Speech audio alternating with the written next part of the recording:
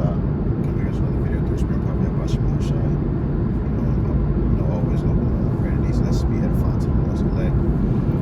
Before I do anything, I give all praises, honor, and glory to Yahawah, Bashim, Shai, Bashim, Kakadash. I want to give double honor to the apostle, the elders, great millstone brothers as well. And peace and salutations to you, Yahawah, for us pushing the truth, the sincerity, and diligence. Alright, it's going to be another, in transit, work after works.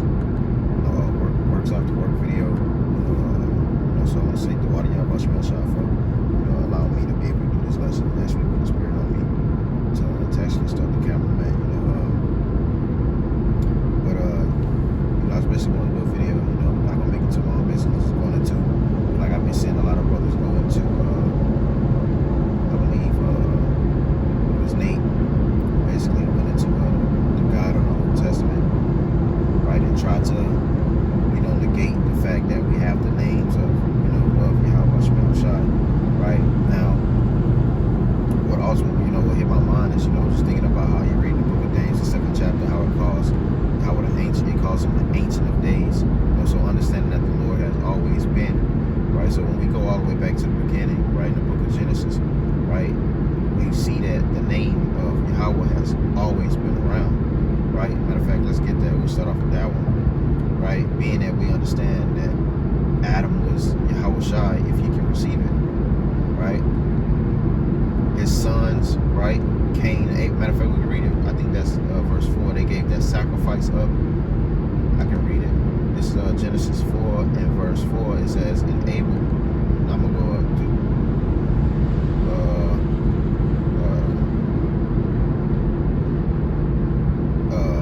to 3. It says, "And in process of time, it came to pass that Cain brought of the fruit of the ground an offering unto the Lord," and that Lord there is all caps, right? Now, they will bring offerings, right? So this shows that what? Adam had the law, right? And he passed that law down to his sons, right? And not only the law, but they had the name, right? And we're going to continue to get into it. It says, "And Abel he also brought of the firstlings of his flock," it says, "and of the fat thereof," it says, "and the Lord," all caps Yahawah, right? It says, "had respect unto Abel in his offering, but unto Cain in his offering he had not respect. And Cain was very wroth, and his counselors fell." Right now, so this shows the dichotomy between the two, right? But you have the two prominent nations on the earth in today's time. These so-called Negroes, so-called Negroes, Latinos, Native American Indians, right? You Israelites, you biblical Israelites according to the scripture, and what the so-called Edomite race, right? Not so-called, they are the Edomite race, right? So-called white race, right? But in his anger, what did he do? He slew his brother, right? And later on, as we continue to read this story, we see that the Lord, gave that compensation by giving Seth, right? And through Seth, Enos, right? And it just trickled on down. I'll scroll down and get it. This verse 26. It says, and I read 25, "And Adam knew his wife again, and she bare a son and called his name Seth," right? And I believe Seth does mean compensation. Let me see. Let's see if I'm lacking. Seth means compensation, is right? But it says, "And Adam knew his wife again, and bare a son and called his name Seth. For the Most High said, She hath appointed me another seed instead of Abel." You see, it says, "Who Cain slew." Now this is the point that I wanted to get. It says, "And Seth, to him also there was born a son, and his name was Enos." It says, then began man to call upon the name of the Lord." And that name of the Lord, when you go into this Lord, is Yahawah, right? Yahawah. When you read it, it says the existing one, the proper name of the one true God. You see? So in this shows that what, even in Adam times, being that he was Yahawah Shai, whom they would send the sacrifices up to, who would they send the sacrifices up to? What name, was in the earth, right, in these times that they were calling upon, man. You see, and in that time we understand that it was first nature, man, right? You see? And they had the way, you see?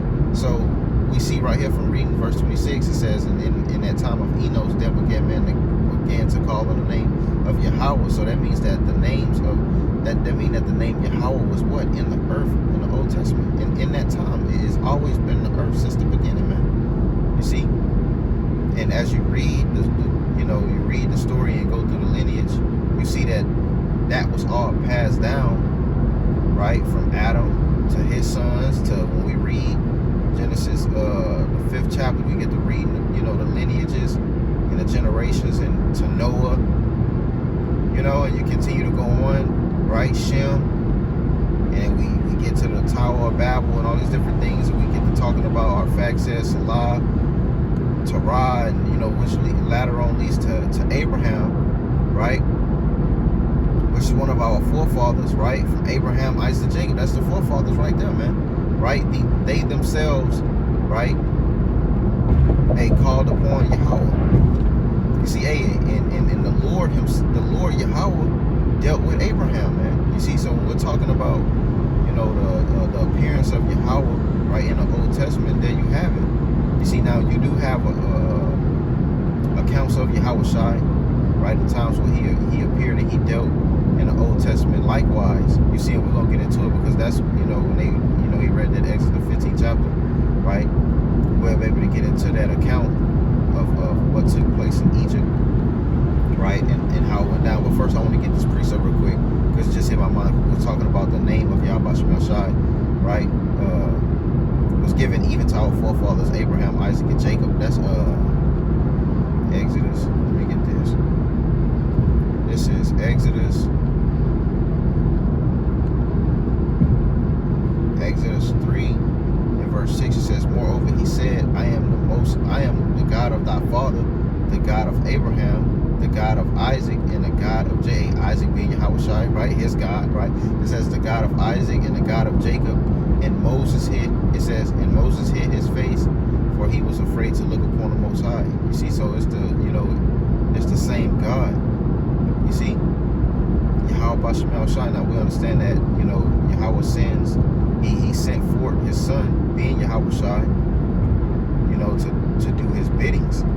You see, and that's what takes place when we're reading the scripture. Even Abraham built the altar, right? Let's get it. I don't want to butcher it. It's Genesis 13.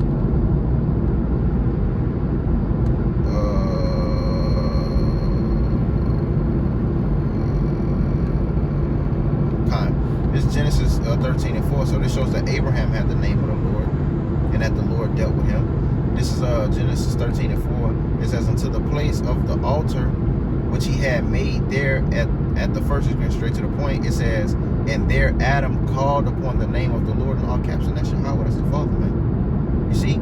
So the Father Yahawah is who dealt with our fathers in the Old Testament, man. Now, when I believe he read Revelation, the 19th chapter, right, in the 11th verse, right? Now that's speaking about Yahawah, whom the Father will send, right? Just as he did in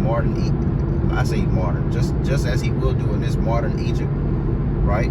Just as he did in to the ancient Egyptians, right? And that's the account that we're going to basically pull from, man. You see, matter of fact, I'll just jump to that Revelation 19 too, because this is talking about Yahawah.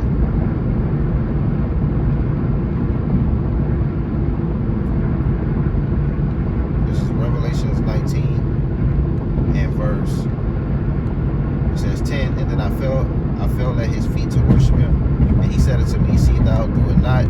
I am thy fellow servant and the brethren, that I have the testimony of Yahawah. Worship the Most High. It says, for the testimony of Yahawah is the spirit of prophecy.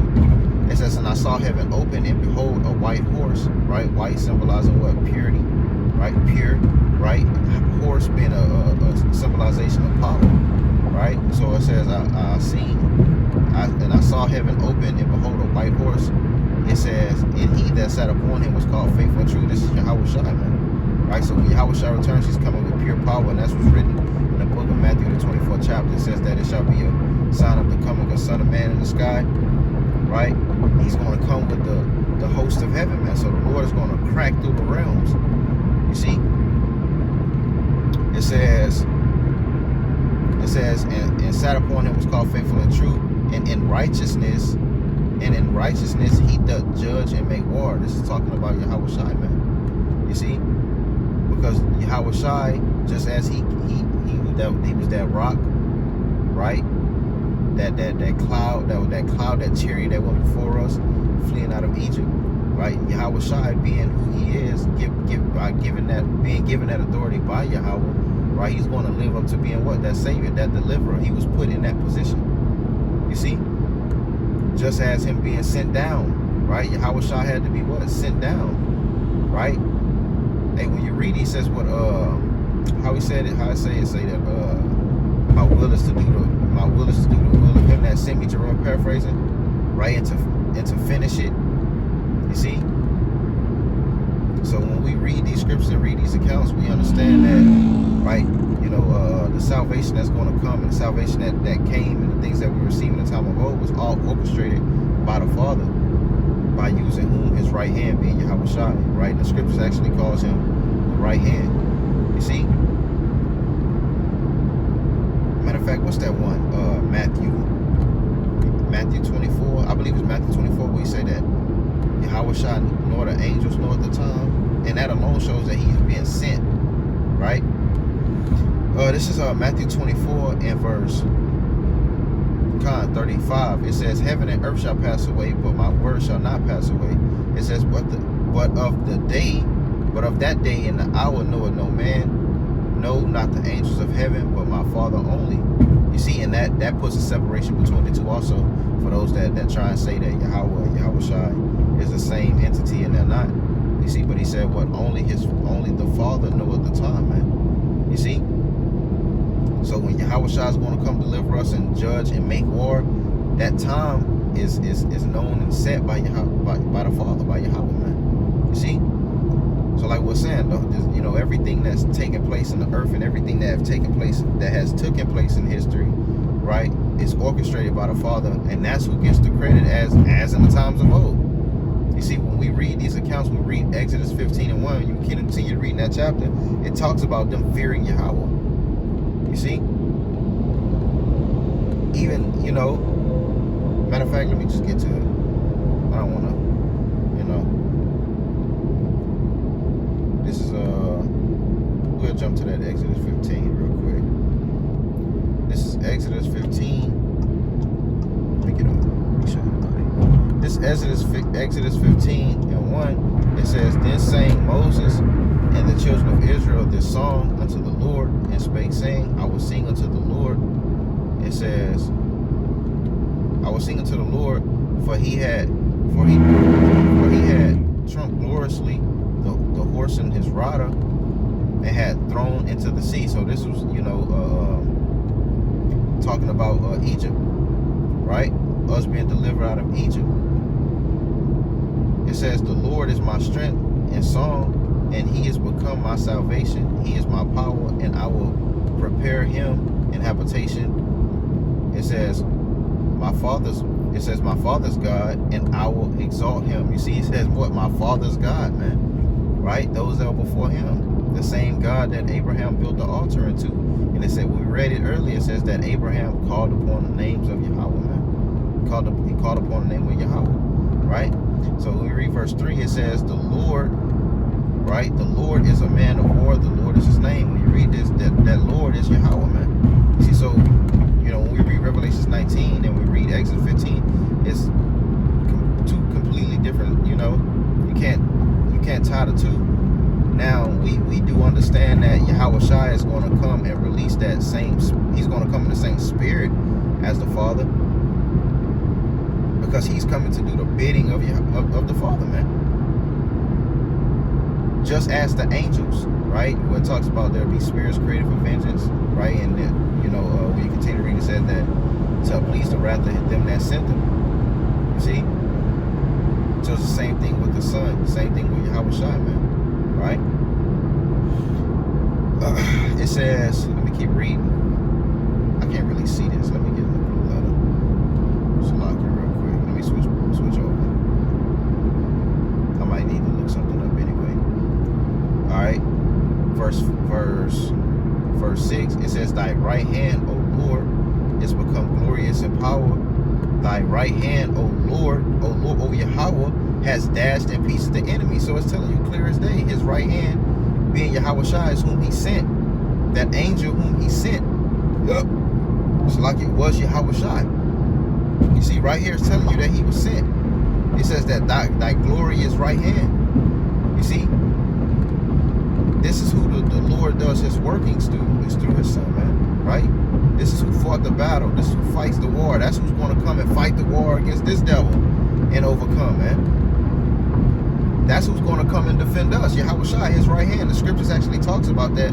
It says to shew new signs and new wonders. Let me get that. This is Sirach. I think that's 36. Sirach, yeah, this is Sirach 36.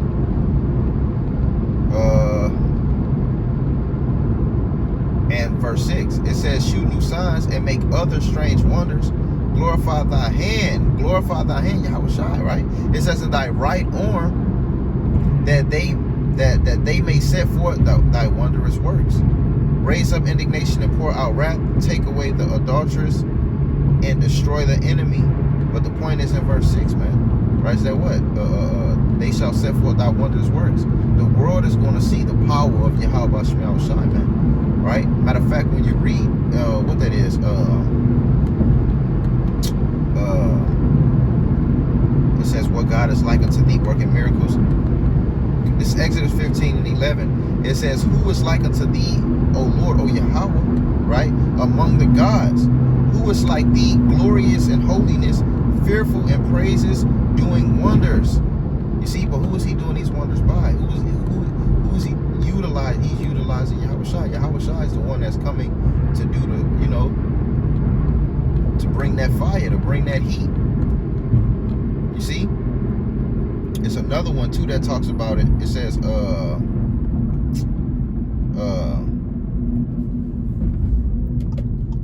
can't really remember what I'm trying to.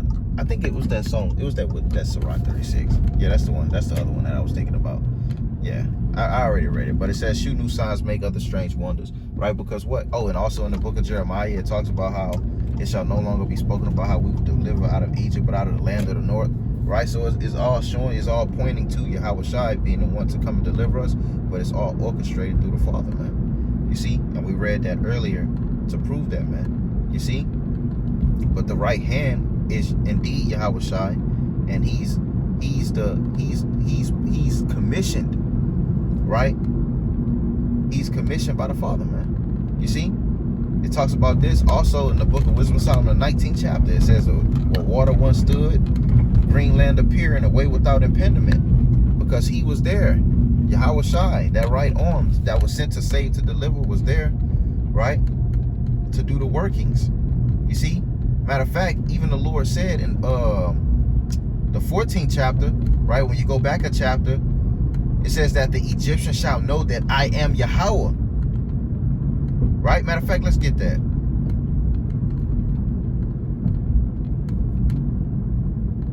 So we can't negate, and take away from the Father, man. This is Exodus 14 and verse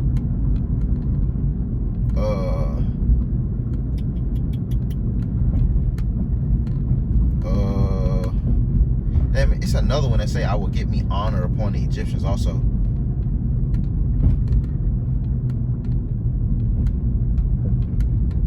Oh yeah, that's 18. It says in Egyptian. Matter of fact, let me go back. Let me go back a little bit. Bear with me.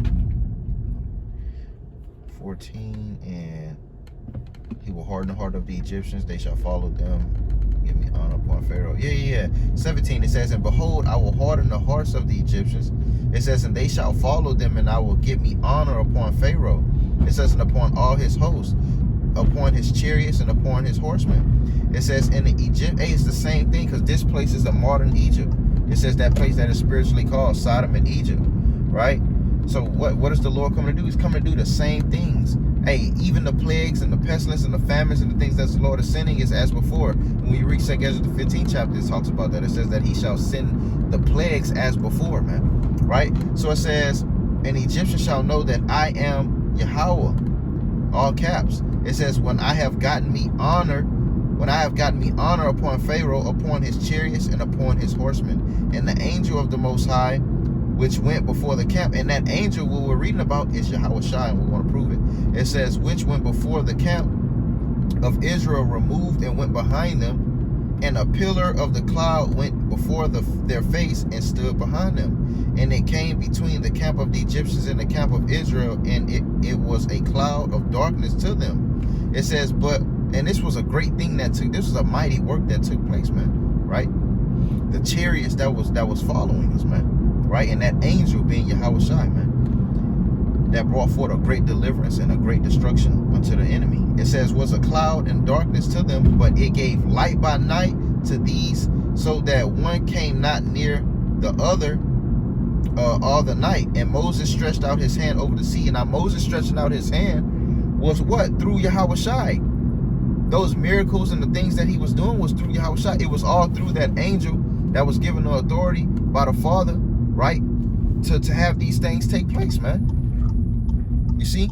It says, stretched out his hand over the sea, and the Lord caused the sea to go back by us. Oh shit, I thought somebody was coming.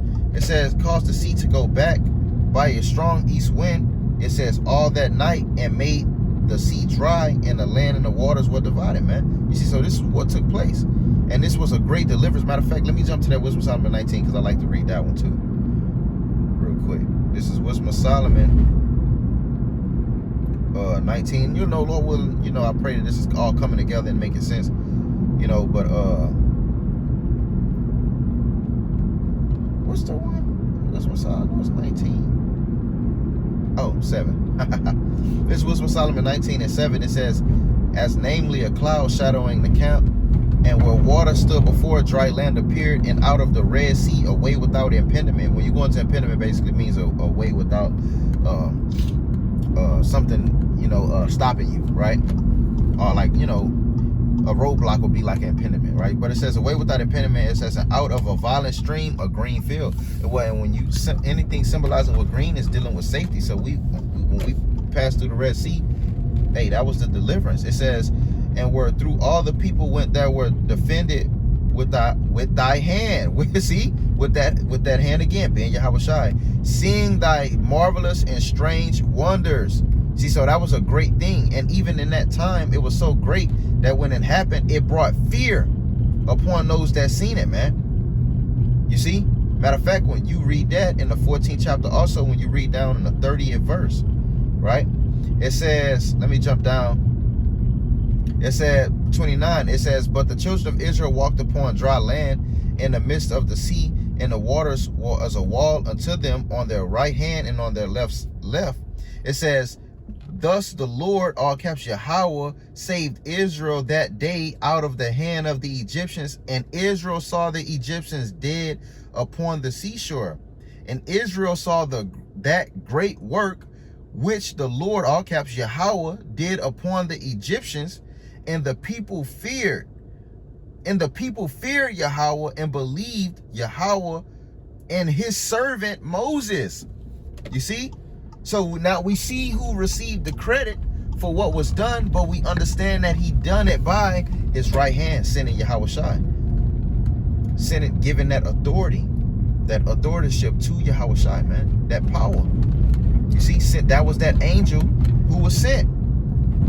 You see? So anytime we're reading about that angel that was sent, that right hand, right? That was all done by the order of Yahawah, of the Lord, man.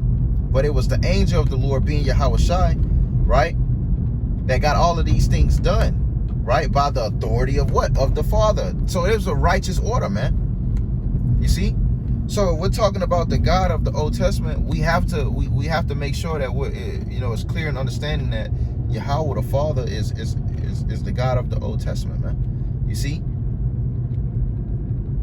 And also not taken away from what? Yahawah, because Yahawah has many appearances in many ways that he dealt in the Old Testament, which that's a video for another day. You see, but we're going into it now. You're seeing that what he was that angel that followed, man. You see? What I was about to say, you know, I'm pulling up to my destination. What's the one? Oh, 1 Corinthians. I finished it. I ended off with this one, right? This is Apostle Paul, right?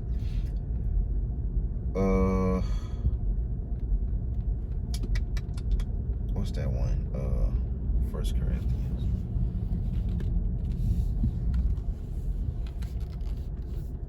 This is 1 Corinthians. Hold on. Oh, probably can't turn it. Yeah.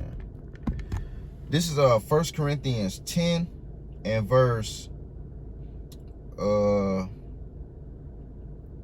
started one. It says, moreover, brethren, I will not. And see, Apostle Paul, right? They understood these things, man. Right? It says that ye should be not ignorant how that all our fathers were under the cloud, right? And all passed through the sea. Now we read about who that cloud was, that angel, right? It says, and were all baptized. That was Yahawah in the chariot, right? It says, all baptized unto Moses in the cloud and in the sea, and did all eat the same spiritual meat, and did all drink the spiritual drink, for they drank of the spiritual rock that followed them, right? And that rock was Hamashiach. That rock was Yahawah, man. You see? So like we've been saying throughout, the whole lesson, right? That cloud being the spiritual rock, that rock was Yahawah, that angel that went behind and before us, right? In the form of a chariot, right? And allowed those great miracles and the things to be done, right? It was all due to the angel of the Lord, which was Yahawah, that was sent by Yahawah. You see? So when we're talking about the God of the Old Testament, we have to make sure we understand. And reading this Exodus, the 15th chapter, man, we understand that God that is a God of war is Yahawah, man. Right? And when you go back to that Revelation, the 19th chapter, right, we understand that that's talking about Yahawah, whom he's going to send in the latter days, man. You see? So all in all, Lord willing, I pray that, I made the point, and everything was clear, like we started off with, knowing that what the name of Yahawah was always in the earth since the beginning of time, and it's in the earth now, right? We have those names, we have the heavenly names, right? We have those names now, right? Those things were given unto us, you see, and passed down, right? It's not like it was lost, at a period of time, we forgot who we were lost, right? So we didn't have it. But hey, the scriptures tells us in the book of Baruch, it says that what? In the land of our captivity, we shall remember ourselves, and we shall think upon his holy name, man. You see, and that's what happened, man. According to prophecy, it was prophesied that it will happen, and that's what happened. And now you have, apostles and elders rose up, right? And fruit rose up after them, right? And we all calling upon the names of Yahawah Shai, right? And truth and sincerity and patience, and hoping to be delivered, and waiting on that great miracle, waiting on that Revelation, the 19th chapter and the 11th verse to take place, man, for the Lord to come and judge and make war and to put an end to this hellhole, man. So Lord willing, I pray this, this lesson was to the point and edifying to you, Akim. This was another works after work video. I pray that Yahawah Shai keep the spirit upon me to be able to bring more of these videos. I would have did a live stream, but I'll be trying to go live and the feed be all trash, so that's neither here nor there. It's just personal problems to work out. But I want to give all praise, honor, and glory to Yahawah, by Hashem Yahawah, by Hashem Kakadash. I want to give double honor to the apostles and elders, great millstone, really teach well, and peace and salutations to you. I can want to full ones pushing truth and sincerity and diligence. Till next time, shalom.